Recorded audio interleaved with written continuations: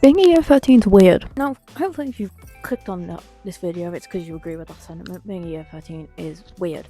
But first, let me introduce myself. My name is Tris, but you can call me B. And I'm in year 13. I had my last day of sixth form today. And I have some thoughts that I want to talk about. I had to write them down. Because I tried filming this already. And I went on such a weird rant. So I've written it down. I've written down my key points. It's like when you do a presentation and you have the little notes on the flashcards so you don't go off topic. That's kind of what I'm doing with this. I've been last day today. If you go to my school, you're probably like, no, you fucking didn't. I kind of did. I do art, and my art exam's next week. So today I had my last lesson of my subjects, which is really weird. But first, let's talk about the art exam. If you don't do A levels, or you do A levels and you don't know anyone that does art, I'm going to explain the A level art exam to the least version I do. Picture this: you and 10, 20 other people, doesn't matter if you like them or don't like them, in a room. Door locked. You ain't getting out for 15 hours. Split over 3 days, an hour a day for lunch, normal. Doesn't sound that bad, does it? No music. No talking. No music. No music. Look at my room. Look at all these fucking freaky ass musicians. Do you think I'm gonna be okay with no music for 15 hours, man? Good luck to me, I guess. This could be my last upload because I might, die in the art exam. I had my last lessons of like my other subjects today, which was really weird. And it made me think a lot about the fact I'm leaving my school, leaving my sixth form, which was also my high school. I never wanted to stay at my high school for sixth form. The first 5 years I was there for high school, I hated it. Like, genuinely despised the school. For multiple reasons. A certain head teacher, the friends I had, most definitely the friends I had, and my constantly dipping, like a fucking little roller coaster, mental health. My first 4 years there, year 7 to year 10, I was like, no, I ain't staying here for sixth form. I don't want to stay here. But something changed in year 11. Something really did change, and I was like, no, I am gonna stay here actually. And that was like I met a friend of mine who is now like my sister, and I was like, I can't lose this person. If I lose this person, there's no fucking point. So I was like, I'm gonna stay. I'm gonna stay at this fucking building that I hate with people that I hate. I was being a bit dramatic. I was 16 and depressed. For fuck's sake, I was being quite dramatic. Don't get me wrong. I do still hate the building. I really do. It's so navy blue and pastel blue and beige, and it's ugly, and they haven't got me in the corridor smelling a blaze, even though I'm 18 years old, for Christ's sake. But I am gonna miss it.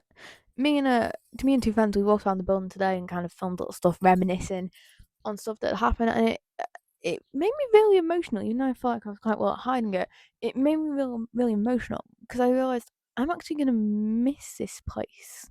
If you went back to little year 8 me and said, you're gonna miss that school, she would have fucking slapped you. Yeah, I really used to hate it, and now that I'm gonna miss it, it's such a weird sensation. A friend of mine messaged me today and was like, "How are you feeling about it?" And I was just like, "It's bittersweet because I hate it, but it's such a big part of me, and from the way I look, it's been such an important factor to me. And the fact I'm gonna lose it, and I'll never be able to go back, and I'll never be in the same building with all those people, is so weird." But even though I hate school, I'm very glad I didn't leave and I decided to stick it out and be there for 7 years. 7 years. And I'm also very lucky with the teachers I had. A couple of my teachers, one of my teachers today described himself as a Marmite teacher. You either love them or you hate them.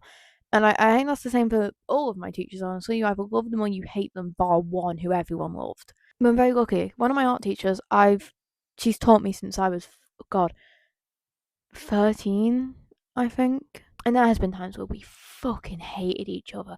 She'll admit, I'll admit, we hated each other.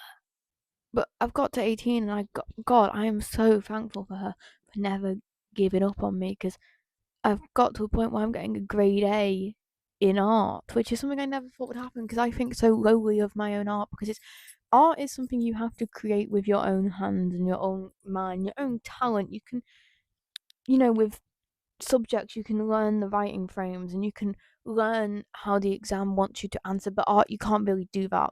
And I'm very thankful for her for not giving up on me, because now I'm creating pieces that I'm very proud of. And sadly, I can't show you because, multiple reasons. There was raw meat, you can't really put that on the internet. Number two, it's an exam piece. You also can't put that on the internet. That's illegal. Then if you knew that, I can probably show them one day, when I get them back after they're marked. But now I know. You'll have to wait like a year for that. Sorry. My other teacher, I do sociology, and I have this one teacher. I love him so much because he just makes me feel really comfortable. One of our first lessons, I love Duran Duran. The poster's just out of frame there. Is there any behind me? No, but there's a little photo there of Nick Rhodes. You see? That's of Nick Rhodes from Duran Duran. I love Duran Duran. On one of our first lessons, I was wearing a Duran Duran t-shirt, and beginning of the lesson, he stops, dead in his van, and he just goes, Duran Duran? And I'm sat there, literally shaking like a fucking leaf, because I don't talk to teachers. I hate talking to teachers. It scares me so badly. But I go, yeah. Where'd they get the name from? What? The Barbarella movie from the 60s? What character? Dr. Durand. Duran with a D on the end. Okay. Who played Barbarella? Jane Fonda. It was Jane Fonda. And he just walks off. And he just goes, yeah, you know your stuff. And the next lesson, he proceeds to have a go at Girl for Not Knowing Who the Rolling Stones are. From that moment, I knew me and this man, we're getting along. We're getting like a fucking house on fire. And we have for the last 2 years. Every time he makes a double music reference, my friend turns to me and just goes, which is a cue for translation? Like, he'll just, he started a lesson by playing AC/DC, for fuck's sake. This is my goat. I love this man. And I still do. 2 years later, I love him. I think he's my favourite teacher. I hated the subject. I wanted to drop after 2 weeks, but I kept it. I kept going because of that teacher, and I'm so glad I did, because it's taught me so much. Sociology has taught me so much about the world. We had to do a project, and we had to talk about subcultures, and I got to talk with the whole class about punk and new romanticism and goth, and it's the first time I've really, one of two instances that I felt comfortable talking in front of my class. And it made me so happy, and it was just like, subculture is part of the sociology topic. If you do crime and deviance, you talk about subcultures. And it was just an excuse for them to listen to music all lesson. I mean, I'm not complaining. At the beginning of year 12, I was like a mess in the head for like mid year 12 for like various reasons. And I was reading Chavs by Owen Jones. I love politics, but I really struggled to wrap my head around it. And his word, the way he writes, just makes sense in my brain. I was walking to his lesson one day, and he was next to me. We were in the corridor, and I was reading while I was walking, and he just goes, Owen Jones. Nice. And that next week, 2 weeks, I turned up to his lessons early, and we just, literally 2-3 minutes early, and we just talk about Owen Jones, and we talk about politics. And like, we were doing politics, we were doing like the education system, so we talk about like the Labour government and the Conservative government and the coalition government.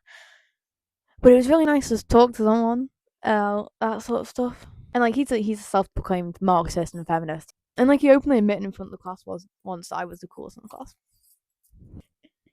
But yeah, that's enough about my sociology teacher, I fear. But I mentioned there was one of two instances that I felt comfortable talking in front of my class, and that was number one. And number two is in my business class. Just out at my 3 A levels, art, business, sociology, weird combo right now. And we had to do this presentation. And it was the first time doing this presentation I kind of thought, wait, maybe I can't talk in front of people in a comedy way like I'm doing right now. I'm pushing on this highly sarcastic persona, even though my school hate it. The first video on my channel, I've been told this, it was for a school thing, and I got told I was too sarcastic about my school. Anyway, it was the first time I was like, maybe I could do something out of this, because I never spoke in this teacher's lesson. And then we all had to go and present, and I was bricking it.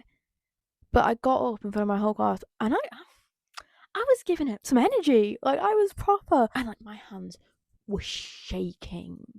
Like, I had the notes on a piece of paper, and like, you could tell it was like they were shaking. But he sat at the back of the class with me and he watched, and I watched how he acted too, and he was just like, but with me, he leant forward and he had this like smile, and I was just like, God, But my teachers actually do care about me.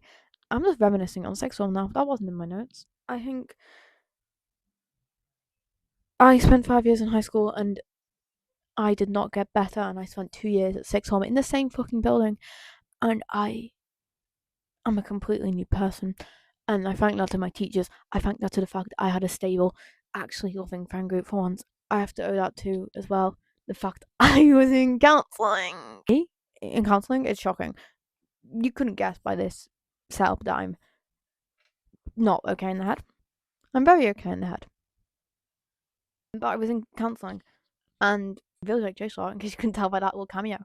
I had watched, he does this thing called Weekly Slap, which I've now mentioned in 2 of the videos on this channel. And he has this one called Things Can Only Get Better or something like that. Or Things Are Changing. Something along those lines. I'm not going to say I saw myself in him, but the way he spoke about always wanting to do YouTube, and then he was like, I could imagine myself working a 9 to 5, desk job for the rest of my life. I'm like, I can do that. I can imagine myself doing that and that. Fine with it, but at the same time, I want to do more. And I kind of expressed this to my counsellor, and she was like, what's stopping you? And this conversation happened in November. I came in the January and I went, all right, I'm going to do YouTube. She was like, okay, I see you doing stuff that scares you. And I'm like, yeah, I'm going to upload 6 videos by the end of the year. I'm on 2 and it's early May, so I'm on track. I'm like, everyone's scared of change. If you're year 13, you're watching this, you're scared of change. You're about to leave something that you know so dearly and go off to uni. That's change. That's change, and it's fucking scary. Sometimes change is, in fact, good.